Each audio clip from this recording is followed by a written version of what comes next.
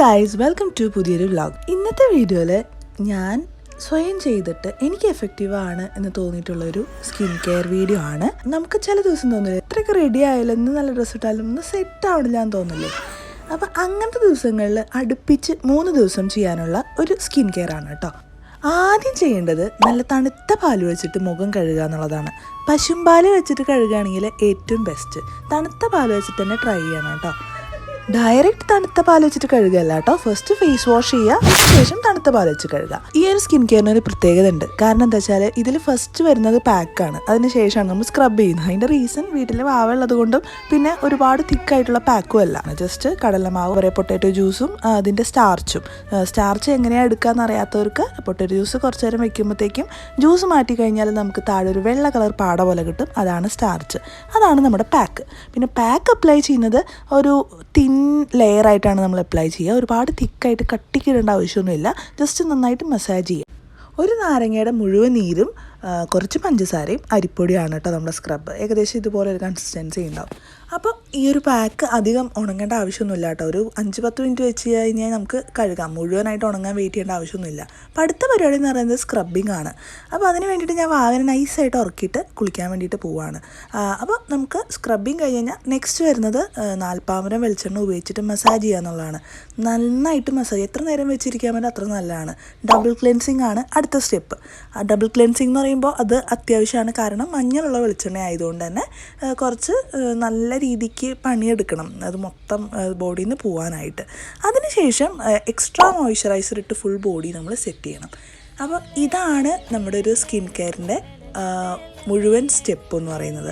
ഭയങ്കര സിമ്പിളായിട്ടുള്ള സംഭവമാണ്, എല്ലാവരും വീട്ടിലുള്ള കാര്യമാണ്. ഇത് അടുപ്പിച്ചൊരു 3 ദിവസം ചെയ്യാം. 3 ദിവസം ചെയ്യുമ്പോഴത്തേക്കും 4ാമത്തെ ദിവസം ഞാൻ ആദ്യം ഈ വീഡിയോ തുടങ്ങുമ്പോൾ ഒരു പ്രശ്നം പറഞ്ഞിരുന്നല്ലോ, നമ്മുടെ ഫേവറേറ്റ് ഡ്രസ്സ് ഇട്ടാൽ പോലും ഒന്നും അങ്ങോട്ട് ലുക്ക് വരാത്തൊരു ഫീൽ ഉണ്ടാവില്ലേ.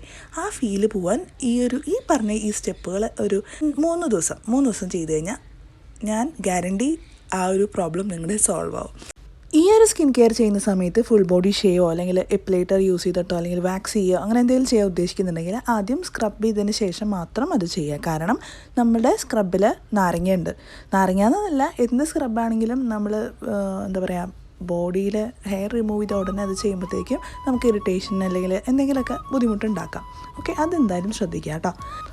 ഞാനിപ്പോൾ ചെയ്യുന്നത് ഓണത്തിൻ്റെ ബ്ലൗസ്, വിനായക ചതുർത്ഥിയുടെ ബ്ലൗസ് എല്ലാം ഹാൻഡ് വാഷ് ചെയ്ത് കിട്ടിയിട്ടുണ്ട്. അപ്പോൾ അതൊക്കെ ഒന്ന് വെക്കേണ്ടടത്തൊക്കെ വെച്ച് അയൺ ചെയ്യാൻ കൊടുക്കലും പരിപാടികളൊക്കെ, അങ്ങനത്തെ കാര്യങ്ങൾ ഞാൻ നൈസായിട്ട് ബിസി ആയി കേട്ടോ. പിന്നെ ഫുഡ് കഴിച്ചിട്ടില്ല. വാവ ഫുഡ് കഴിച്ചു. രാത്രിക്ക് നല്ല മട്ടൺ സ്റ്റൂയും ബ്രെഡും ഉണ്ടാക്കാനുള്ളൊരു പ്ലാനിലാണ്. അപ്പോൾ ഉച്ചയ്ക്ക് ഞാൻ എപ്പോഴും ഉച്ചയ്ക്ക് ലൈറ്റായിട്ടാണ് കഴിക്കുക. ഏതെങ്കിലും ഒരു നേരം ഹെവി ആയിട്ട് കഴിക്കാൻ വേണ്ടി ഏതെങ്കിലും ഒരു നേരം ലൈറ്റായിട്ട് കഴിക്കുന്ന ഒരാളാണ് ഞാൻ. പിന്നെ പക്ഷേ കഴിക്കുന്നത് നല്ല സ്വാദിൽ കഴിക്കുകയും വേണം കേട്ടോ. അങ്ങനെ ഒരു നിർബന്ധം കൂടി എനിക്കുണ്ട്. അപ്പോൾ ഇപ്പോൾ കഴിക്കുന്ന ഒരു സിമ്പിളായിട്ടൊരു പയറുപ്പേരിയും ഒരു ചോറുമാണ്. അപ്പം ഒരുപാടൊന്നും കഴിച്ചില്ല, ഇത്തിരി ചെറിയൊരു പോർഷനേ കഴിച്ചുള്ളൂ. വാവ നല്ല ഉറക്കമാണ്. അപ്പോൾ വന്ന് നോക്കിയപ്പോൾ അവളൊന്ന് കെട്ടിപ്പിടിക്കാൻ വേണ്ടിയിട്ട് ഞാൻ പോയതാണ്. ഞാനവിടെ ലോക്കായി. പിന്നെ അവൾ എന്നെ അവിടെ നിന്ന് വിടുന്നേ ഉണ്ടായിരുന്നില്ല. ഞാൻ അവിടെ നിന്ന് ഇരിക്കുമ്പോൾ അവളവളുടെ കുഞ്ഞു കൈ വെച്ചിട്ട് പിന്നെയും എന്നെ കെട്ടിപ്പിടിക്കാൻ വേണ്ടിയിട്ട് ഇങ്ങനെ ആക്കുമായിരുന്നു. ഞാൻ എങ്ങനെയൊക്കെയോ അത് ഷൂട്ട് ചെയ്യാൻ വേണ്ടി ശ്രമിച്ചു. പക്ഷേ അത്ര ക്ലിയറായിട്ട് എനിക്ക് ഷൂട്ട് ചെയ്യാൻ പറ്റിയില്ല. പക്ഷേ എനിക്ക് ഇഷ്ടമായതുകൊണ്ട് ഞാനത് ഈ ഒരു വീഡിയോയിൽ അറ്റാച്ച് ചെയ്യുന്നതാണ് കേട്ടോ.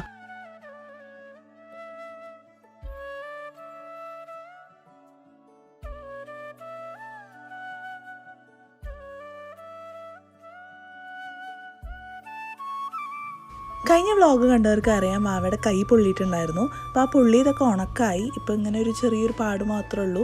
ഇനി അതും കൂടി പോകണം. അത് പോയോണ്ടിരിക്കുകയാണ്. അത് ഫെയ്ഡ് ആവുന്നുണ്ട്. അത് കുറച്ച് കുട്ടികളുടെ ഗ്രോയിങ് സ്കിൻ അല്ലേ, അപ്പോൾ പെട്ടെന്ന് അത് ഫെയ്ഡ് ആവുന്നതാണ് ഡോക്ടർ പറഞ്ഞത്. വേറെ കുഴപ്പമൊന്നുമില്ല കേട്ടോ. പിന്നെ നമ്മൾ മട്ടൺ സ്റ്റൂ ആദ്യമായിട്ടാണ് കേട്ടോ വയ്ക്കാൻ പോകുന്നത്. നമ്മൾ വെജ് സ്റ്റൂ അപ്പത്തിൻ്റെ കൂടെയൊക്കെ കഴിക്കാൻ വേണ്ടി ബ്രേക്ക്ഫാസ്റ്റ് അങ്ങനെ വയ്ക്കാറുണ്ട്. ചിക്കൻ സ്റ്റൂ മറ്റേ ക്രിസ്മസിന് വയ്ക്കാറുണ്ട്. അല്ലാതെ മട്ടൺ സ്റ്റൂ നമ്മൾ ഇതുവരെ വെച്ചിട്ടില്ല. ബീഫിൻ്റെ സ്റ്റൂ അടിപൊളിയാണെന്ന് ഇപ്പോൾ റീസെൻ്റ്ലി ഞാൻ ഇൻസ്റ്റയിലൊക്കെ കണ്ടിട്ട് അങ്ങനെ ഇൻസ്പയർ ആയിട്ട് ഒന്ന് ട്രൈ ചെയ്ത് നോക്കാമെന്ന് വെച്ചിട്ട് മട്ടൺ സ്റ്റൂ വെക്കാമെന്ന് വിചാരിച്ചാണ് കേട്ടോ. ബ്രെഡും സ്റ്റൂവും ഭയങ്കര കോമ്പിനേഷനാണ് എന്നൊക്കെ പറഞ്ഞിട്ട്. അപ്പോൾ അതിന് വേണ്ടിയിട്ട് ഇഡ്ഡലി പാത്രത്തിൽ ആവി കൊടുത്ത് സോഫ്റ്റായിട്ട് ഇങ്ങനെ ബ്രെഡ് ഇങ്ങനെ ചുട്ടു 4 വെച്ച് കൊണ്ടുവരുമായിരുന്നു കേട്ടോ.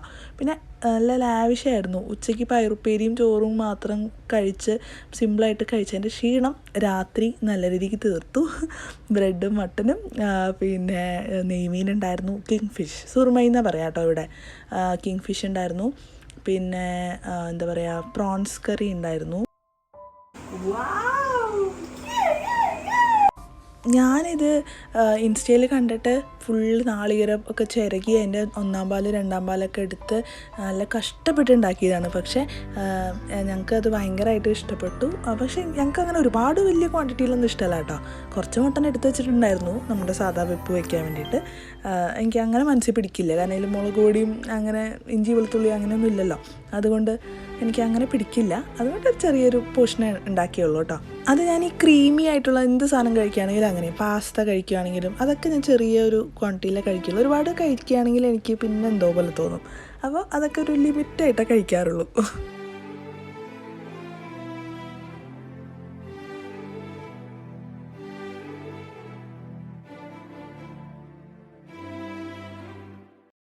ഞാൻ എല്ലാ മലയാള മാസം 1-ാം തീയതി അമ്പലത്തിൽ പോകാനായിട്ട് ശ്രമിക്കാറുണ്ട്. അത് എല്ലായ്പ്പോഴും എനിക്ക് സാധിക്കാറില്ല, പക്ഷേ പറ്റണ പോലെയൊക്കെ പോകാനായിട്ട് നോക്കാറുണ്ട് കേട്ടോ. അപ്പോൾ ഇന്ന് എന്തായാലും നമുക്ക് സിറ്റുവേഷനൊക്കെ സാഹചര്യങ്ങളൊക്കെ ഒത്തു വന്നതിനാൽ ഞാനും വാവയും കൂടി പോകാമെന്ന് വിചാരിച്ചു. നമ്മുടെ വീടിൻ്റെ അടുത്ത് തന്നെ ഒരു കാളിയുടെ അമ്പലമുണ്ട്, പിന്നെ ശനീശ്വരൻ്റെ അമ്പലമുണ്ട്. അപ്പോൾ ഈ 2 അമ്പലവും പോയി തൊഴുതിട്ട് വരാമെന്ന് വിചാരിച്ചു. പിന്നെ താഴെ തൊട്ടടുത്ത് കുഞ്ഞു പാർക്കുകളുണ്ട്, അവിടേക്ക് ഒന്ന് പോയി നടന്നിട്ട് വരാമെന്ന് വിചാരിച്ച് ഞങ്ങളങ്ങനെ റെഡി ആയതാണ്. പിന്നെ തല കുളിക്കൽ ആഴ്ചയിൽ 2 ദിവസമാണ്, ചൊവ്വയും വെള്ളിയാണ് എൻ്റെ തല കുളിക്കുന്ന ഡേ. എണ്ണ തേച്ച് കുളിക്കും. പിന്നെ അത് അങ്ങനെയൊക്കെ പറഞ്ഞാലും ആഴ്ചയിൽ 2 ദിവസം എന്ന് പറഞ്ഞാലും കുളിച്ച് വരുമ്പോൾ 3 ആവും. ഇപ്പോൾ ഇന്ന് അമ്പലത്തിൽ പോകുന്ന കാരണം ഇന്ന് കുളിച്ചു. ചില വിശേഷ ദിവസങ്ങൾ വരുമ്പോൾ തല നനയ്ക്കും അങ്ങനെ. അപ്പോൾ വിശേഷ ദിവസം എന്ന് പറയുമ്പോൾ 1-ാം തീയതികളാവാം, അല്ലെങ്കിൽ ഏകാദശി ആവാം, അല്ലെങ്കിൽ അങ്ങനെ എന്തെങ്കിലുമൊക്കെ നല്ല നല്ല ദിവസങ്ങൾ വരുമല്ലോ. അങ്ങനെയാണ് അപ്പോൾ എൻ്റെ ഒരു ഹെയർ വാഷിൻ്റെ സെറ്റപ്പ്. വാവയുടെയും സെയിം, വാവയും അതുപോലെ തന്നെയാണ്. എല്ലാ ദിവസവും തല കുളിപ്പിക്കാറില്ല അവളുടെ.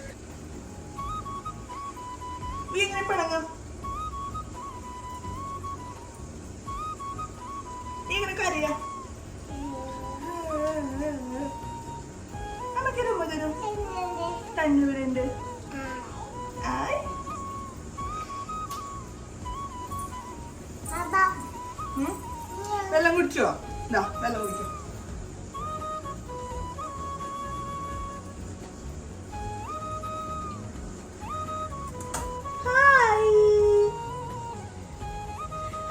പൂച്ച സുഖാണോ? പൂച്ചക്ക് സുഖാണോ ചോദിക്കോ? സുഖാണോ?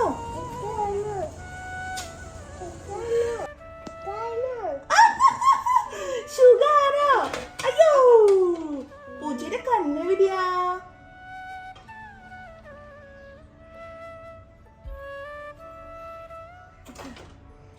പൂച്ച അടിക്കാൻ പാടില്ല. ആരാര് ആരാര് ഒരു മോടുക്കോ പൂച്ചക്ക്?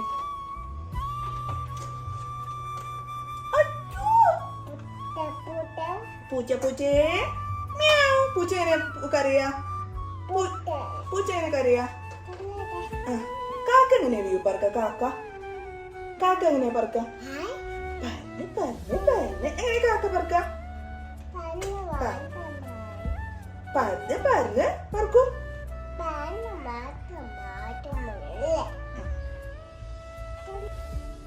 ഞാനിങ്ങനെ ഓരോ ദിവസം ഇങ്ങനെ പഠിപ്പിക്കാനായിട്ട് ശ്രമിക്കട്ടെ. എങ്ങനെ ദേഷ്യപ്പെടുക, എങ്ങനെയാണ് പിണങ്ങുക, എങ്ങനെയാണ് കരയുക, എങ്ങനെയാണ് ചിരിക്കുക. എനിക്ക് അങ്ങനെ അവളെ ഓരോ ആക്ഷൻസൊക്കെ കാണിക്കുന്നതാണ് ഭയങ്കര ഇഷ്ടമാണ്. അപ്പോൾ ഇന്ന് ഇപ്പോൾ ലൈവായിട്ട് ഇപ്പോൾ പഠിപ്പിച്ചാണ്. സുഖമാണോ ഇതെങ്ങനെയാണ് പറയാന്നുള്ളത് ഇപ്പോൾ പഠിപ്പിച്ചാണ് കേട്ടോ. അങ്ങനെ അവൾക്കിപ്പോൾ ഭയങ്കരമായിട്ട് ഞാൻ ചെയ്യുന്നതൊക്കെ ഇങ്ങനെ നോക്കിയതുപോലെ ചെയ്യാനായിട്ട് ശ്രമിക്കുന്നൊരു പ്രായമാണല്ലോ. അപ്പോൾ നല്ല രസമാണ് അതൊക്കെ. വാവക്കുട്ടിക്ക് ഇപ്പോൾ ഭയങ്കര ഇമിറ്റേറ്റ് ചെയ്യാനുള്ള ടെൻഡൻസിയാണ്. ഞാൻ എന്ത് ചെയ്യണോ അതൊക്കെ നോക്കി പഠിക്കുന്നുണ്ട് കേട്ടോ. ഓരോരോ ചെറിയ കാര്യങ്ങളും ചെയ്യുന്നത് ഇങ്ങനെ നോക്കിയിരിക്കും. അപ്പോൾ എനിക്കാണെങ്കിൽ അവളുടെ ഈ ആക്ഷൻസും എക്സ്പ്രഷൻസൊക്കെ കാണാൻ ഭയങ്കര ഇഷ്ടമാണ്. അപ്പോൾ ഞാൻ ഇങ്ങനെ ഓരോന്ന് പഠിപ്പിച്ചുകൊണ്ടിരിക്കും. എങ്ങനെയാണ് കരയുക, എങ്ങനെയാണ് ചിരിക്കുക, എങ്ങനെയാണ് പടങ്ങുക. ഇപ്പോൾ ഈ സുഖമാണോ എന്ന് പഠിപ്പിച്ചത് ഇപ്പോൾ ഞാൻ ലൈവായിട്ടാണ് പഠിപ്പിച്ചത് കേട്ടോ. പിന്നെ ഇവിടുത്തെ അമ്പലങ്ങളൊക്കെ കുറച്ച് ഡിഫറെൻ്റ് ആണ്, നാട്ടിലെ അമ്പലം പോലെയൊന്നുമല്ല. പക്ഷേ എന്നാലും നമുക്ക് അവൈലബിൾ ആയിട്ടുള്ള അമ്പലത്തിൽ നമ്മൾ പോയി തൊഴുതു എന്നുള്ളൂ അങ്ങനെ. അപ്പോൾ എൻ്റെ ഈ ഒരു കുഞ്ഞ് സ്കിൻ കെയർ വ്ളോഗ് ആരെങ്കിലും ട്രൈ ചെയ്യുന്നു ഞാൻ വിചാരിക്കുന്നു. എന്തായാലും ചെയ്തിട്ട് അഭിപ്രായം പറയണം. ഇനിയും വേറൊരു വ്ളോഗായിട്ട് കാണാം. അപ്പോൾ ഓക്കെ, ബൈ.